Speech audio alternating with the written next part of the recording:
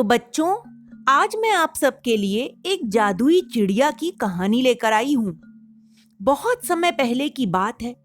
एक छोटे से गांव में एक लड़का रहता था जिसका नाम मोहन था।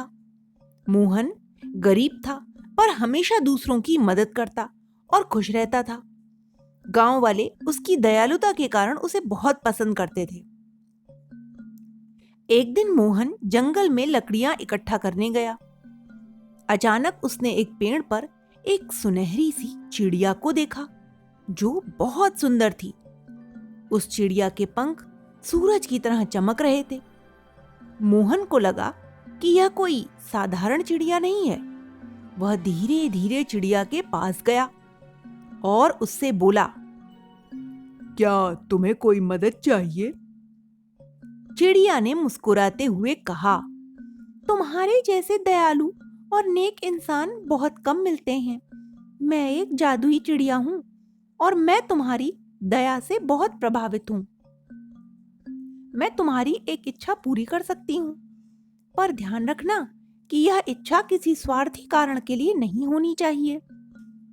मोहन ने कुछ देर सोचा और फिर बोला, मेरी इच्छा है कि मेरे गांव के सभी लोगों की जरूरतें पूरी हों, ताकि कोई भूखा न सोए और सभी खुश रहें।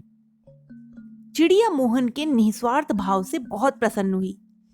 उसने अपनी चोंच से मोहन के हाथ में एक सुनहरी पंख गिराया और कहा, यह जादुई पंख है। इसे किसी भी जरूरतमंद को दे देना, उसकी परेशानी दूर हो जाएगी। इतना कहकर चिड़िया उड़ गई। मोहन ने उस पंख का सही तरीके से उपयोग किया। वह उसे गांव के जरूरतमंद लोगों को देता और उनकी परेशानियां हल हो जाती। धीरे धीरे उसके गांव में कोई भूखा नहीं रहा और सबकी जरूरतें पूरी हो गईं। मोहन की दयालुता और निस्वार्थता के कारण गांव में सब खुश रहने लगे और मोहन की बहुत इज्जत भी करने लगे। तो बच्चों, इस कहानी से हमें यही सीख मिलती है कि सच्ची खुशी और सफलता दूसरों की मदद में है।